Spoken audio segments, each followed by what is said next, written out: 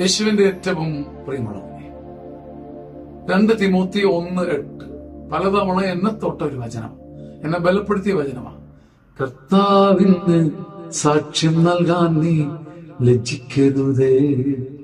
നിന്റെ കർത്താവിന് സാക്ഷ്യം നൽകാൻ നീ ലജ്ജിക്കരുത്. നമ്മുടെ കർത്താവിന് സാക്ഷ്യം നൽകുന്നതിൽ നീ ലജ്ജിക്കരുത്. നമ്മൾ ആനുകൂല്യം ഒന്നും ചെയ്യണ്ട കേട്ടോ. വലിയ ശുശ്രൂഷകൾ ചെയ്യാൻ നമുക്ക് സാധിക്കണമെന്നില്ല. പക്ഷെ കർത്താവിന്റെ നാമത്തെ ഇങ്ങനെ അനേക സ്ഥലങ്ങളിൽ കണ്ടിട്ടുള്ള കാര്യമാണ്. ഒരു സെക്കുലർ മനുഷ്യൻ, ഒരു സെലിബ്രിറ്റി വന്നാൽ നമ്മൾ ചാടി എഴുന്നേൽക്കും. കർത്താവിന് ബലി അർപ്പിക്കാൻ ഒന്ന് മുന്നോട്ട് കയറി നിൽക്കും. ഒരു സാക്ഷ്യം മതി, ഒരുവന്റെ സാക്ഷ്യം. പക്ഷെ യാത്രക്കിടയിൽ ഒരു നന്മ നിറഞ്ഞേർമ ചൊല്ലുന്നു, ഒരു സ്വർഗസ്ഥനാപിതാവ് ചൊല്ലുന്നതായിട്ട് നീ കാണപ്പെട്ടാലും ഒരു സാക്ഷ്യം അത് കാണിക്കാൻ വേണ്ടിയിട്ടല്ല. പക്ഷെ നീ യാത്രക്കിടയ്ക്ക് സുവിശേഷ ഗ്രന്ഥം നിന്റെ പോക്കറ്റ് ബൈബിൾ എടുത്തൊന്ന് തുറക്കുന്നതായിട്ട് കാണിച്ചാൽ, ചിലപ്പോൾ കാണിക്കാൻ വേണ്ടിയാണെങ്കിൽ പോലും അതൊരു ഗ്രേറ്റർ വിറ്റ്നസ് ആണ്. നിന്റെ കർത്താവിന് സാക്ഷ്യം നൽകാൻ നീ ലജ്ജിക്കരുത്. അതിനേക്കാൾ വലിയൊരു പ്രവൃത്തി നമുക്ക് ചെയ്യാനില്ല.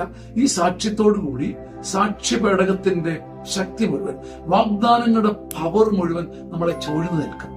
എന്റെ കുഞ്ഞനുഭവം അതാണ്. നിങ്ങൾക്കതിന്റെ വാശി വരട്ടെ.